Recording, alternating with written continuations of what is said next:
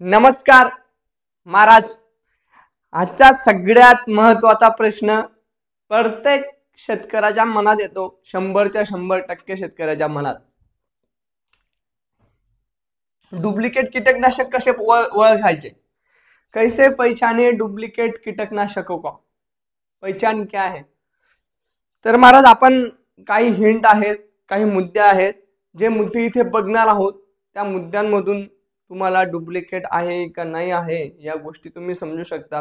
या ज्या आहेत हे प्रिकॉशनरी तुम्ही बघा, तुम्हाला डुप्लिकेट पासून वाचण्याला खूप मदत होईल. जवळपास 90%च्या आसपास मदत होईल. 10% सोडून देतो. तर महाराज पहिलं आहे पॅकेजिंग. सगळ्यात मुद्द्याचा गोष्ट, तुम्ही कुठलंही प्रोडक्ट घेत असाल, तुम्हाला जर वाटत असेल ही शंका, तर ती पहिली शंका उपलब्ध होण्याचं कारण राहतं महाराज पॅकेजिंग. आता माझ्याकडे एक प्रोडक्ट आहे, हे आहे महाराज सिजेंटा कंपनीचं. आता याच्या पॅकेजिंग याची जी आहे, याची ही बॉटल आहे, ही बॉटल कंपनी जेव्हा एखादी प्रोडक्ट, एखादी केमिकल एका बॉटलमध्ये टाकत असेल, एखादी प्रोडक्ट लॉन्च करत असेल, तर त्याच्यासाठी वेगळी टीम राहते. अक्षरशः बॉटलचं सिलेक्शन पासून तर बॉटलचा बुच्चनचा कलर कसा राहील तो सगळं हे राहतं. आणि हे जे मटेरियल वापरलं जातं एक वेगळ्या लेवलचं एकदम हाय क्वालिटीचं मटेरियल राहतं महाराज. तर तो बघायचा. आपल्याला ही बॉटल एकदम कडक येते. आता ही बॉटल एकदम कडक मजबूत बॉटल येते. आणि डुप्लिकेटवर जर राहिलं तर डुप्लिकेटमध्ये तुम्हाला परिणाम असे बघायला भेटतात की त्या बॉटलमध्ये तुम्ही हात लावल्यावर लुचूपुचू राहील, किंवा मग ही जी पॅकेजिंग राहील ही प्रॉपर राहणार नाही, किंवा मग हे खड जे ही पॅकेजिंग जी राहील ही चांगली राहणार नाही. अशा वेगवेगळ्या गोष्टी तुम्हाला बघायला भेटतील. तर पॅकेजिंगवरनंही तुम्हाला लक्षात येईल. किंवा काही गोष्टी सांगतो अजून. इथे बघा, जेव्हा बॉटल ही ब्रँडची बॉटल आहे, तर इथे यांनी बॉटलवर शिक्का टाकून दिलाय महाराज सिजेंटा नावाचा. दिसतोय का तुम्हाला? तर अशा काही गोष्टी आहेत ज्या पॅकेजिंगमध्ये तुम्हाला लक्षात येतील महाराज. तर पॅकेजिंगची ही मुद्द्याची गोष्ट आहे. पॅकेजिंग वाला प्रोडक्ट नेमन बघा, व्यवस्थित पॅक आहे का, सील जो आहे तो व्यवस्थित लावलेला आहे का नुसता चिपकून दिला आहे, या सगळ्या गोष्टी. कारण की ही फॅक्टरी लेवलला खूप मोठ्या मशिनरीने पॅकिंग केलं जातं, आणि लोकलवाले जे गांजावाले असतात ते एवढं मेंटेन करत नाहीत. त्याच्यामुळे ह्या गोष्टीमध्ये बी आपण डुप्लिकेट आहे का नाही आहे हे तुम्ही ओळखू शकता. चला, पॅकेजिंगमध्ये बी तुम्हाला नाही समजलं की कसं काय बुवा, तर दुसरा आहे महाराज सगळ्यात मुद्द्याचा गोष्ट, रेट. तुम्ही म्हणाल रेट कसं काय? मग बाकीचे दुकानदार जास्त महाग विकतात, तुम्ही स्वस्त भेटतं, मग तो डुप्लिकेट आहे का? महाराज आम्ही जळगाव जिल्ह्याचे आहोत.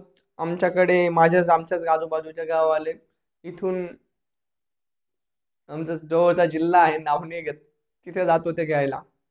तर महाराज मी ज्या 3 कंपन्या सांगतो ना मोठ्या मोठ्या, तर त्या कंपन्यांचं, वॉटर सोल्युबल कंपन्यांचं बॅग समजा मला 05234 घ्यायचे, तर साला इथं आम्हाला 4900 रुपयाला पडते. आम्ही 5000 5152 असं विकतो. हो. आणि तीच बॅग तिथे त्यांना 4000ला भेटते, 3500ला भेटते. मी म्हणजे अक्षरशः मी चक्रा खाऊन गेलो. माझ्या जवळचे शेतकरी जे होते, भाऊ तुम्ही बी तिथून माल आणत चला म्हणे, खूप स्वस्त भेटतं. जे औषध इथं 1200ला भेटेल, दिल्ली समजा एखादे औषध आहे, इथे आळीचं औषध आहे जे 1150 रुपयाला भेटतं. सगळ्यात महत्वाचं ते तिथे साला महाराज 600 आणि 700 रुपयाला भेटतं. अजूनही भेटतं. आता सांगत नाही मी तुम्हाला, जिल्ह्याचं नावही सांगत नाही. मग म्हटलं, माझंही ठरून गेलो होतं की साला एवढं स्वस्त आहे तर घ्यायला जाऊ. नंतर माहीत पडलं की तुम्ही दुकानदारांना देत नाही म्हणे, आम्ही फक्त शेतकऱ्यांनाच देतो. मग शांत बसून घ्यावं लागलं. कारण की मला जर घ्यायचं राहिलं महाराज, मला दुसऱ्याकडनं, तर मला पहिले जीएसटीचं बिल लागेल, सगळ्या गोष्टी लागतील. पोर्टलला दिसतं ते काय आहे काय नाही, कुठून परचेस केलं आहे, जीएसटी असल्यामुळे ते दिसतं, शेतकऱ्यांना दिसत नाही. नंतर जवळपास आता ह्या गोष्टीला वर्ष 1.5 वर्षापासून हा सगळा चालू होतं, तिकडनं आणणं, तिकडून घेऊन यायचं, तिकडून घेऊन यायचं. आणि आता तेच फार्मर म्हणायला लागले की तिथे फ्रॉड झाला आहे म्हणे, तिथे पॅकिंग करून विकता म्हणे. आता काय खरं काय खोटं? पण महाराज जर एखादी गोष्ट, आता 319ची बॅग आहे महाराज, आता यारा ICL K+S ची 319ची बॅग आहे, यांचे रेट तुम्हाला कोणीच 3300च्या खाली किंवा 3300 3335च्या खाली देणार नाही. किती? 3300-3500च्या खाली. महाराज त्याच धर्तीवर त्याच याच्यावर असं कोणता 319 पैदा होतो जे 1500 रुपयाला तुम्हाला भेटतं? चालतंय का थोडं तरी डोकं? 1500 रुपयाला 319 भेटतं महाराज, मी बघितलेलं आहे. 1500 काय, मला 1300 रुपयाला भेटतं, मी तुम्हाला 1500ला विकतो 25 किलोचा. आणि हे महाराज, हे चांगल्या चांगल्या कंपनीचे हे 3100-3200 रुपयाला घरात पडतं महाराज. मग हे 1300 रुपयाला घरात, 1200 रुपयाला घरात पडतं आणि हे 3200 रुपयाला घरात पडतं. एवढा जर 2200-2300 रुपयाचा फरक पडत असेल तर कुठून येतोय हा पैसा? मग जो 319 तुम्ही घेताय याच्यामध्ये नत्र 19% का रे, फॉस्फरस 19% का रे, पोटॅश 19% का? आपण पैशाला जातो बघायला, या गोष्टी काहीतरी तुम्हाला तिथं हिंट केल्या पाहिजे. येतंय का लक्षात? थोडं तरी सावधानगी बाळगायला पाहिजे. नुसतं स्वस्त भेटतं आहे म्हणून तुम्ही तुमच्या जवळच्या दुकानदाराला सोडून तुम्ही जर असं जात असाल तर महाराज कोणीच चांगलं नाही. कोणीच तुम्हाला फुकटमध्ये द्यायला बसलं नाही महाराज. तुम्ही ॲपलचा मोबाईल घ्यायला जा, F15 तुम्हाला 50-60 हजाराच्या खाली देणार नाहीत कोणीच. का? ब्रँड आहे, का नाव आहे, का तेवढी सर्व्हिस देते, हा विषय आहे महाराज. तुम्हाला जर समजा ॲपलचा मोबाईल जर सांगितलं की तुम्हाला 5000ला 15 भेटते, तुमच्या डोक्यात फरक पडला पाहिजे ना, समजलं पाहिजे ना की काय लफडा चालू आहे. तुम्हाला जर मी सांगितलं सोन्याचे भाव आता 90,000 रुपये तोळ्याच्या आसपास भेटलेत आणि मी सांगितलं की सोनं 30,000 रुपये तोळा भेटतंय, मग घेतच सुटाल का? तिथे तुमचं बेत्ती पेटेल की नाही बा एवढं कसं शक्य. मग इथे का बरं तुम्ही चालवत नाही महाराज?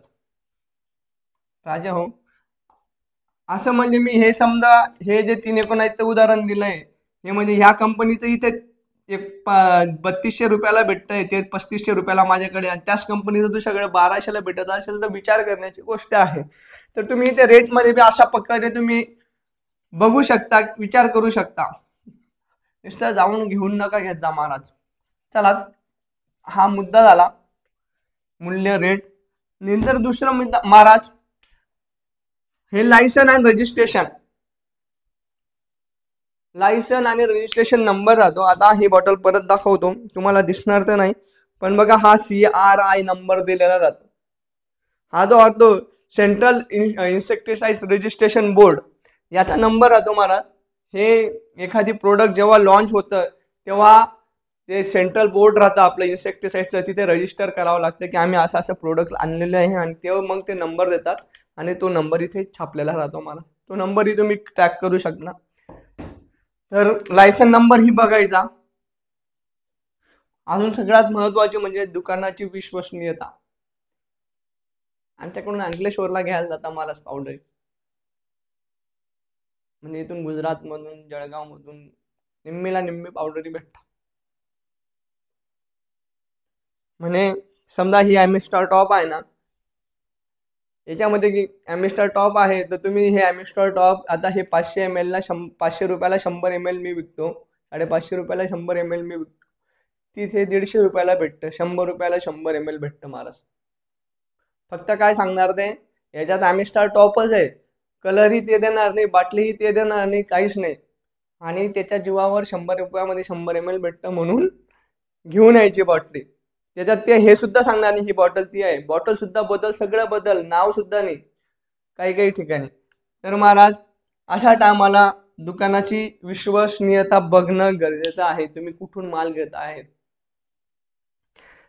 कमी मध्ये घेणं तोच सगळ्यात मेन प्रॉब्लेम येऊन जातो महाराज. नंतर स्मेल आणि कलर.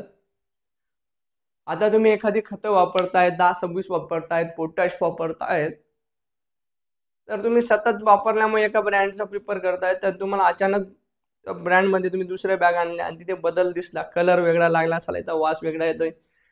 तुम्ही बऱ्याचदा तुम्हाला झाला असेल, बऱ्याचदा तुम्ही दुकानदाराला कंप्लेंट केला असेल का हो हे पाणी पहिले हे पाणीमध्ये विरघळत होतं, आता विरघळत नाही, युरिया 10-26 जसा तसा पडून आहे, तो मातीमध्ये मिक्सच होत नाही आहे. तुम्हाला असे बरेचदा क्वेश्चन झाले असतील, चला 4 महिने होऊन गेले तरीही ते मटेरियल तसं दिसतं एवढं पाणी देऊन वगैरे. म्हणजे तिथे बी तुमचं थोडंसं बत्ती पेटली पाहिजे.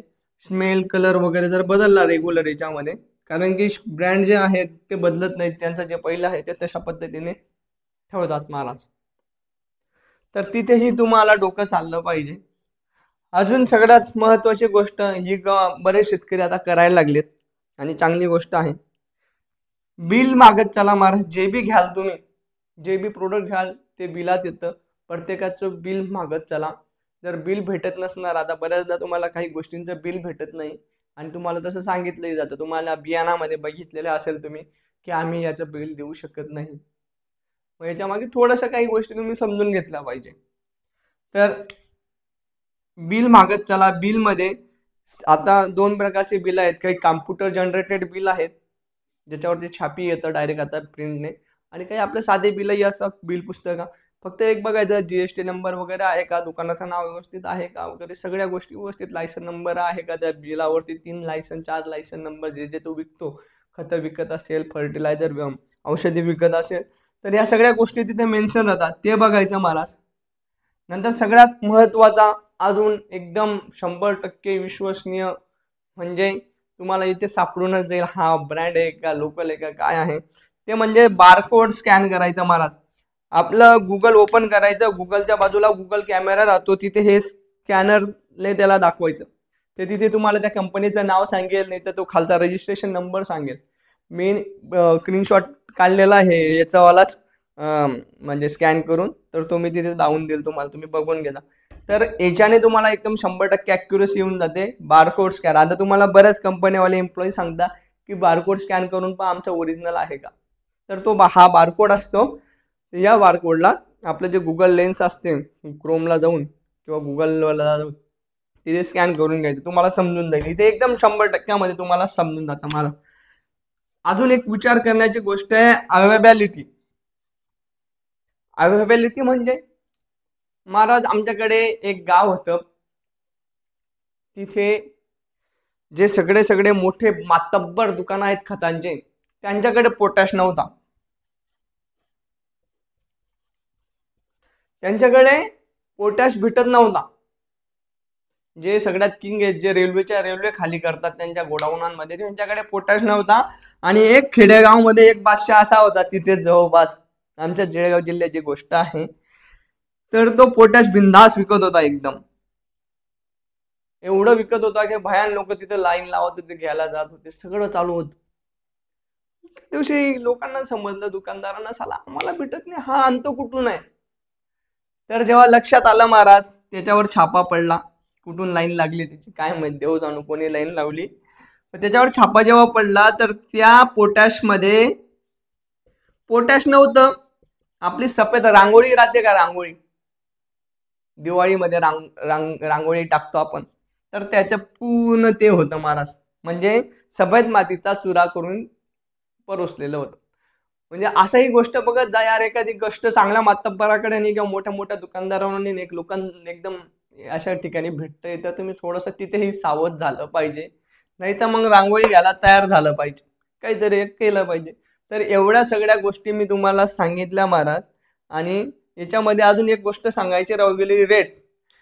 आता आमच्याकडे अजून एक गोष्ट झाली होती खतांमध्ये, कमी दर्जाचं सिंगल सुपर फॉस्फेट, कमी रेटचं सिंगल सुपर फॉस्फेट घेण्यामुळे खूप मोठ्या प्रमाणात कपाशींना प्रॉब्लेम आला होता. तर अशा सगळ्या गोष्टी आहेत. या सगळ्या गोष्टींचा तुम्ही जर व्यवस्थित अभ्यास केला, तर तुम्हाला भविष्यात होणाऱ्या तुमच्या नुकसानापासून तुम्हाला वाचता येईल. तर आजसाठी एवढंच महाराज. जय हिंद, जय महाराष्ट्र.